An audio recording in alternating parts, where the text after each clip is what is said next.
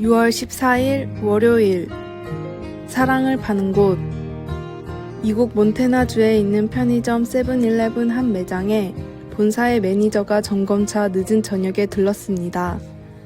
추운 겨울에 늦은 시간이라 이곳에 오기 전에 들렀던 매장들에는 사람이 거의 없다시피 했었습니다. 그러나 이상하게 이 매장은 사람들이 많았습니다. 매니저는 이 늦은 시간에 사람들이 붐비는 것은 직원인 로베르토 때문인 것을 몇 분 뒤에 알게 됐습니다.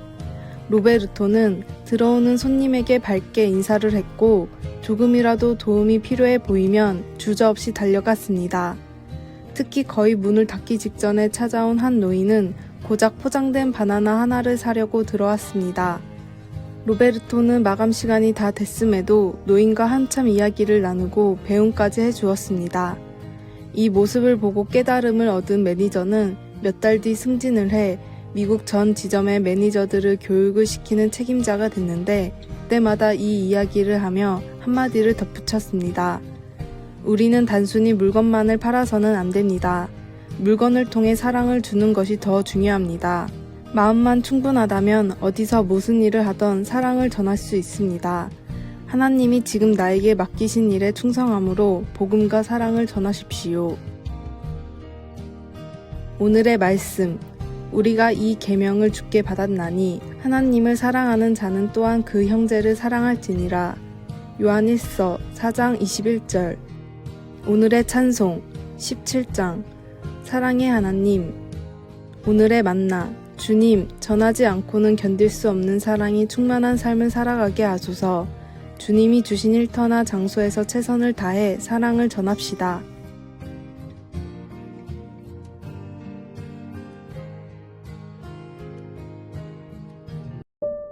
(6월 15일) 화요일 은혜의 리듬.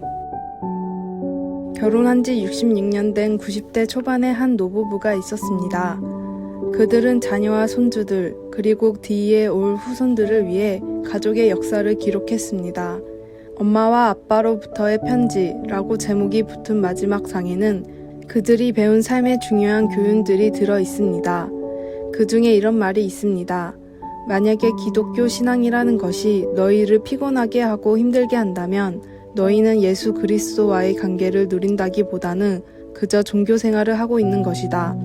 너희가 주님과 동행한다면 지치지 않고 활력이 생기며 강하게 되고 삶이 활기차게 될 것이다. 마태복음 11장 28절에서 29절. 하나님을 섬길 때 전적으로 나 혼자의 힘으로 하는 것으로 생각한다면 나는 주님과 동행하는 것이 아니라 주님을 위해 일하기 시작한 것입니다. 거기에는 아주 중요한 차이가 있습니다. 내가 주님과 동행하지 않으면 영적으로 메말라가고 깨어지기 쉬우며 사람들도 하나님의 형상으로 지음받은 동료라기보다는 귀찮은 존재가 되어버립니다.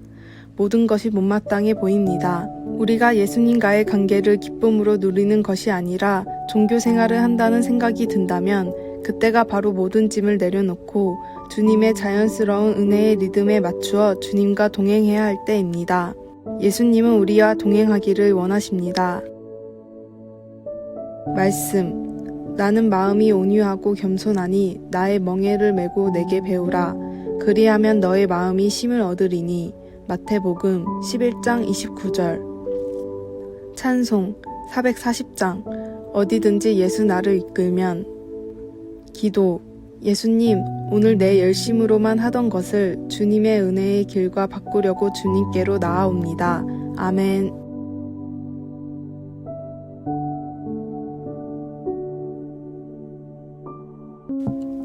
(6월 16일) 수요일. 전쟁 중의 기도. 미국 남북 전쟁 중에 전사한 한 무명 병사의 수첩에서 다음과 같은 기도문이 발견되었습니다. 무엇이든 성취할 수 있는 힘을 달라고 하나님께 구했으나 약한 몸으로 태어나 겸손히 복종하는 것을 배웠노라. 행복하기 위해 많은 돈을 강구했으나 도리어 가난한 자가 됨으로 지혜를 얻었노라. 권력을 얻어 만인의 존경을 얻기 원했으나 소외된 자가 되어 하나님만 의지하게 되었노라. 내가 간구한 것은 하나도 받지 못하였으나 은연중 바란 것을 모두 얻었으니 주님은 나의 구하지 않은 것까지 응답해 주셨도다. 최초의 발견자에게 큰 은혜를 줬던 이 기도문은 점점 퍼져서 무명용사의 기도로 지금도 많은 은혜를 주고 있습니다. 최악의 상황에서도 변함없는 사랑을 고백하는 신앙인이 되십시오. 오늘의 말씀. 하나님의 사랑 안에서 자신을 지키며 영생에 이르도록 우리 주 예수 그리스도의 긍휼을 기다리라. 유다서 1장 21절. 오늘의 찬송 604장. 완전한 사랑. 오늘의 만나. 주님, 가장 힘들 때 가장 주님을 높여드리는 성도가 되게 하소서. 지금까지의 신앙의 여정을 담은 기도문을 작성합시다.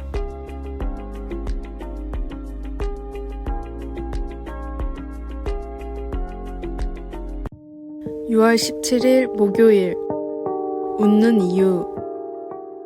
직장에서 격려의 말은 중요합니다.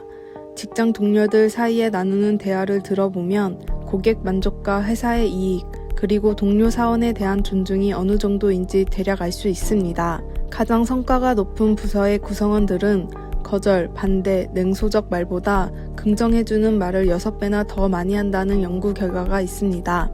가장 비생산적인 팀은 도움이 되는 말보다는 부정적인 말을 거의 3배 정도 더 많이 하는 것으로 나타났습니다. 바울은 관계를 맺거나 결과를 만들어내는 데 있어서 말이 얼마나 중요한지를 경험을 통해 배웠습니다. 다메섹으로 가는 길에서 그리스도를 만나기 전까지 그의 말과 행동은 예수님을 따르는 자들을 공포에 떨게 했습니다.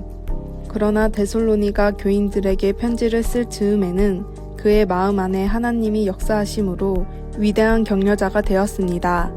이제 그는 편지를 읽는 이들에게 자신의 본을 따라 서로를 격려해 주라고 권면했습니다. 그는 아첨으로 들리지 않으면서도 서로를 세워주며 그리스도의 영을 비추는 방법을 보여주었습니다. 그 과정에서 바울은 그런 격려가 어디에서 비롯됐는지를 상기시켜 주었습니다. 그는 우리를 위해 죽기까지 사랑하신 하나님께 의탁함으로써 서로를 위로하고 용서하고 격려하고 사랑으로 권면할 수 있게 된다는 것을 알게 되었습니다. 데살로니가 전서 5장 10절에서 11절. 바울은 서로 격려하는 것이 하나님의 인내하심과 선하심을 맛볼 수 있도록 돕는 방법이라는 것을 우리에게 보여줍니다. 말씀. 그러므로 피차 권면하고 서로 덕을 세우기를 너희가 하는 것 같이 하라. 데살로니가 전서 5장 11절. 찬송 212장. 겸손히 주를 섬길 때. 기도. 하나님 아버지, 하나님께서 언제나 우리에게 주시는 긍휼과 자비를 우리가 다른 이들에게 조금이나마 베풀 수 있도록 도와주소서. 아멘.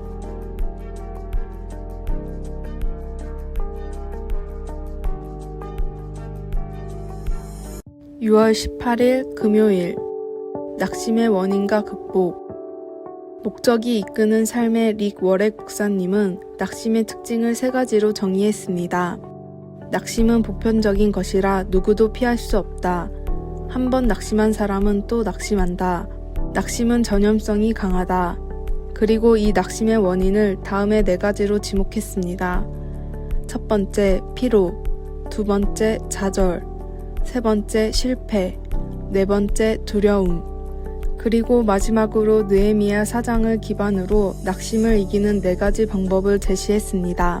첫 번째, 아무리 바빠도 충분한 휴식을 취하십시오. 두 번째, 옳은 일을 옳은 방법으로 하고 있는지 확인해 보십시오. 세 번째, 하나님의 도우심을 기억하고 도우심을 구하십시오. 네 번째, 낙심에 지지 말고 맞서기를 선택하십시오. 하나님을 섬기는 사람들도 때때로 낭망하고 넘어질 때가 있습니다. 그러나 이런 낙심은 감정의 문제이며 일시적인 현상입니다. 이겨내기 힘든 감정의 소용돌이가 생기더라도 잠잠히 하나님을 바라십시오. 곧 사라질 감정에 빠져 선한 일을 지체하지 말고 영원한 하나님의 말씀을 기억하고 항상 천군 천사를 보내사 돕고 계시는 주님의 손길에 힘을 얻으십시오. 오늘의 말씀. 그러므로 우리가 낙심하지 아니하노니 우리의 겉사람은 낡아지나 우리의 속사람은 날로 새로워지도다. 고린도후서 4장 16절. 오늘의 찬송 382장. 너 근심 걱정 말아라. 오늘의 만나. 주님, 날마다 주시는 은혜로 매일 영육이 충전되게 하소서. 낙심에 쓰러지지 말고 하나님의 도우심을 인해 승리합시다. 아래에 빨간색 글자 구독을 누르시어 더 많은 전도의 열매를 맺으시기를 기도합니다.